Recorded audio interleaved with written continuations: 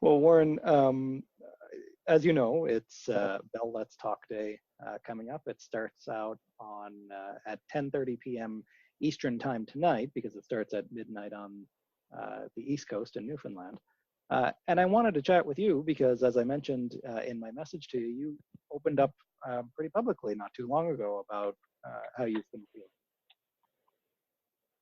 Yeah, I did. I had a not terrific year in 2019, and you know, I don't know if it led to me being depressed or it reminded me that I was depressed.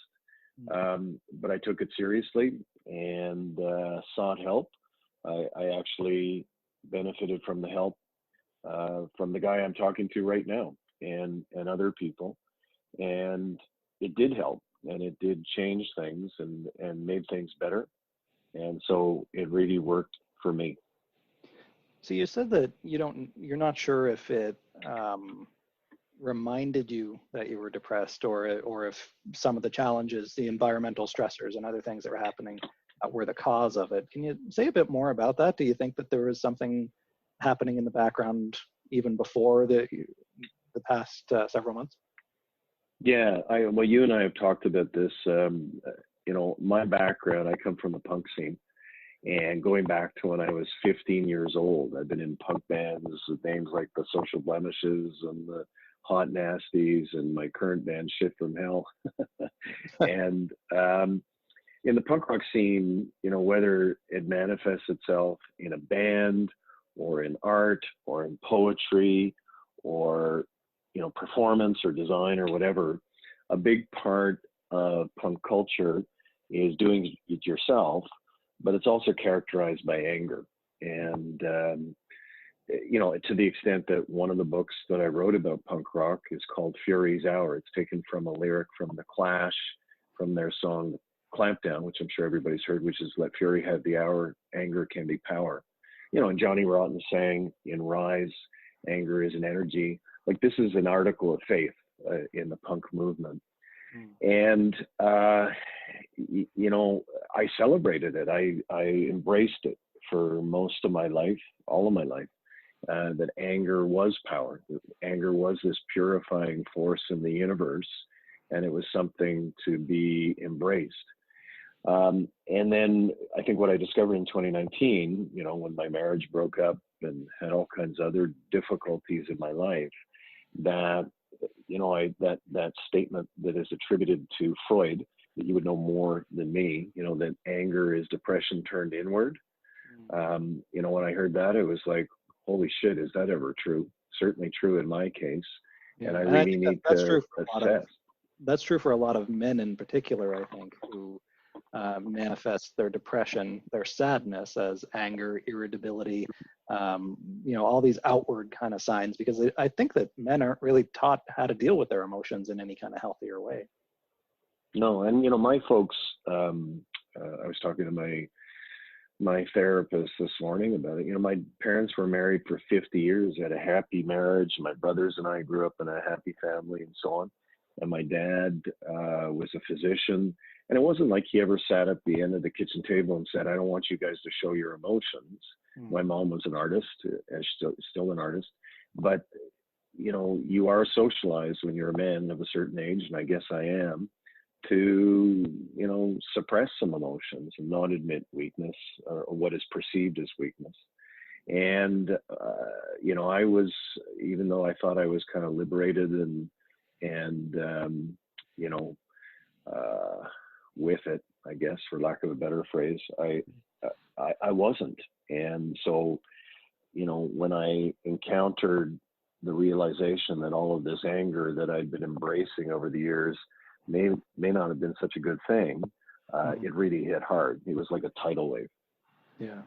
Well, and last year, you know, especially during the election, the federal election campaign, I don't think I'm telling you anything that you don't know here, but your name has a certain connotation to it, right? And especially over the election campaign, you got called a lot of things online, especially. Does that have any impact on you? That kind of, I think in your Twitter bio, you used to have "likes a good scrap." and I've noticed that you've since taken it out. But does that scratch? I changed it to not profound. Not profound. Yeah, that's. But I think you know what I'm getting at, right? You're a controversial, yeah, I do. Right? Yeah, and I mean, but see, I embrace that too. You know, my book, you know, that most people cite all the time, the one that more people read than they read Fury's Hour, is The War Room. And that's what my website is called. And that's my firm, the Daisy Group. That's what we are. We're a war room on wheels, right? If you want a bunch of warriors to assist your union or your association or your company or whatever, you hire us and we're fighters for you. So, you know, not only did I kind of embrace it and celebrate it in my personal life, I also did it in my professional life. You know, I ran war rooms that did okay for Mr. Chrétien in all three of his campaigns. Where he won majorities. I did them for McGuinty. So, you know, the anger, the fury, the controlled fury that is associated with war rooms was something that people paid me to do. So I was never dissuaded to move off of that. So during the campaign, what happened was we were hired by the Green Party. One of my guys ran the Green Party war room. But we were also hired by another political party. I'm not at liberty to describe, but I think people can figure out who it is, who was interested in us shining a light on the obvious and provable cases of racism within the People's Party. And we were happy to do that. The irony is we probably would have done that for free. Right. And, you know, that became known. So I'm proud of fighting racism. I'm known for that, as I think you know. But what happened was, you know, people saw a chink in my armor. It's like, let's go get the war room guy. He dishes it out to other people, so let's dish it out to him. And that's fair. Like, I get that. You know, they want to get back, or they want to take a swing at somebody and bring him down to size. That's cool, and I understand that. But you know, in that period where all kinds of stuff was happening, I decided to step off of social media. It's where you and I met. And, you know, I didn't step back onto it until I had spoken to you and some other people about doing it in a way that was not harmful to me, but also not harmful to other people. So that's what I tried to do. Do you think that any of the anger that you were experiencing, whether it's, you know, professional anger or coming from a different place, if there is any difference actually, was that getting channeled into your social media presence as well, and how you would respond to people and how you would interact? Sometimes, yeah. I mean, you know, it's the thing I would counsel people to remember who get upset, you know, when somebody goes after them on Twitter. You know, a significant percentage of the time, you know, if it's from John 2967, you know, and his profile pictures of a Viking, you know, the chances are excellent you're not dealing with a real human being. Right. So, you know, as upsetting as it is, my advice to you is don't let it get under your skin. That's what they're trying to do. They could just be a bot run out of St. Petersburg. They just don't let that get to you. Do what I used to actually represent Twitter, and you know what I learned from working for them is block early and block often. Right? It's just not worth spending time on that stuff, because it can be. I'm used to it, and I'm used to the give and take. But if it's really upsetting, you got to move off. And for women on social media, because they're subject to a different form of abuse than you and I are subject to, you know, I encourage them, if something is threatening or ominous, to get in touch with the police or get in touch with Twitter. Twitter's gotten better, and because there's no reason why you should be obliged to listen to that kind of crap. Facebook, same thing, but slightly different. You will get people who will try and strike out at you and hurt you and make you feel sad and make you feel depressed. And that just means changing your settings so they can't, you know, get into you and get into your stuff. But you know, life is too short to let social media shorten it even more. So my advice is, you know, take steps to protect your emotional health as well as your well-being. Yeah. Do you think that, and certainly you must have even used this in your rough and tumble political days, not to say that they're over, but it's not the old school liberal party anymore. But do you think that anonymity and being able to imagine what somebody is like, in your case, I think other people imagining you as this political operator in the shadows or something like that. Have you used that against people yourself, the thing that has been used against you? I'm always been, well, firstly, the one thing, another free piece of advice I give to people which is worth what you pay for it, is like, nothing's anonymous, guys. Right. People like me, there's guys like me who run firms, and I've got people outside my office door, which is shut at the moment, who have the ability to find out who you are. So if you are anonymous and you say something that is threatening, or you're threatening a crime against a prime minister or the woman down the street, we will find you and we'll find out who you are. And we will identify you to the authorities. So there is no anonymity. So in my case, what I've always done, I always put my name on it. Partly that's because I was trained as a journalist. If you've got a criticism to make, you need to put your name on it and not be a coward. Cowards are the ones who strike out at other people using fake names and fake identities. And, I think we would have a much better social media experience, and all of us would have better mental health if people did put their names on things. But unfortunately, Twitter and Facebook let them get away with not doing that. Mm-hmm. Yeah, and I think that's where I'm going with this, with the mental health, and specifically the Bell Let's Talk connection, is that social media, of course, and it's not a revelation, can be a tool for great good in terms of connecting people, and we've seen that through Bell Let's Talk. But it also allows people to more easily objectify and other people and treat them as caricatures. And they have to realize, I think, that there's a real person behind that keyboard, behind that picture as well. And everybody's got an issue, right? Everybody's got some invisible burden that you don't know about, like the cliche says. So what happened with me in the fall of 2019, when all this stuff was happening, my marriage broken up, and people coming after us because of the election. I found it ironic that the self-same people who had been attacking the People's Party for being racist were going after us for going after the People Party for being racist. But anyway, what happened was there were certainly people, as you described a few minutes ago, who came after me. Let's take Kinsella down to size. Let's knock him down a few pegs. And I got all of that. There was something wonderful that happened, though, because I was depressed and it was, kind of bringing me down, is there were a whole ton of people out there who I'd never even met, who I never even knew, who reached out to me and connected with me and saying, how can I help? I've had invitations of dinners. I've had, let's get together for a drink. I don't drink or take drugs. I'm a straight edge punk, and, I encourage everybody to be the same way. And like, some people were just wonderful. And I've acquired in that dark period some great friends. So social media can be a force for good sometimes. And it certainly was in my case. Yeah, certainly in how you use it. That's really beautiful. And you referenced some of the people that have been coming at you, and of course the Elections Canada has looked into and cleared any wrongdoing there. Now, of course. Yeah, we invited them to investigate us, and they completely exonerated us and said the case is closed. So that took care of that. And I'm proud of, me, I'm proud of fighting racism and anti-Semitism and misogyny. I'm never going to apologize for that. But, during election campaigns, things get pretty heated, and we became one of the chew toys, right, in the national media. And that's just the way it is. And you just got to wait till that kind of dies off a bit and start fighting back. And that's what I did. And that helped too, along with talking to you and talking to experts, is fighting back is sometimes a good thing to do.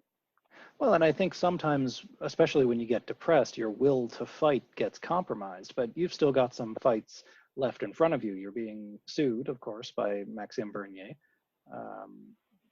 How do you plan on? Yeah, he hasn't served us yet.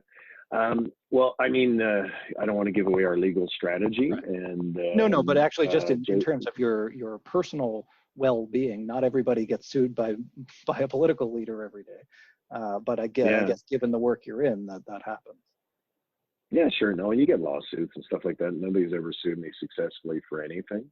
And, a lot of it's just silliness, and things get heated in election campaigns. You can see that happening right now with the federal conservative leadership thing. is, people who were usually friends during, other types of campaigns are now kind of picking up arms against each other. And so I'm kind of watching that with interest.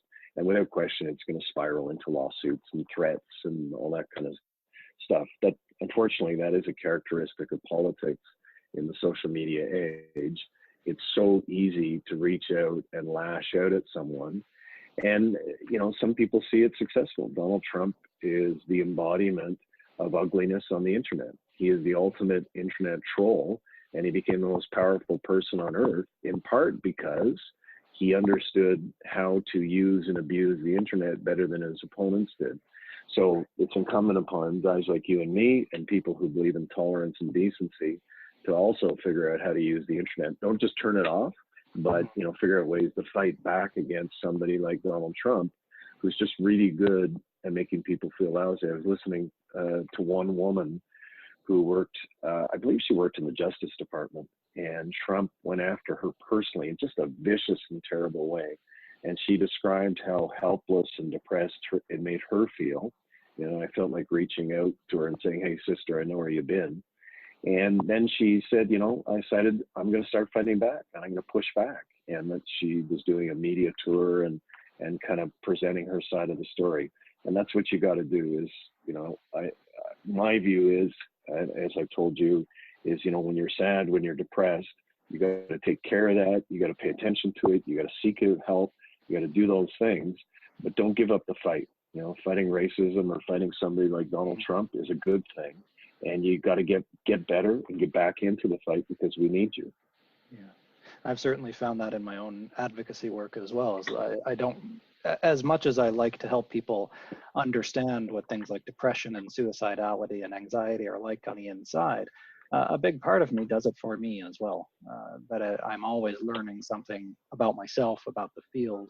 I need this, I think, as much as the field needs more voices. And I'm glad that you have opened up about your own experiences as well, especially in the work that you do.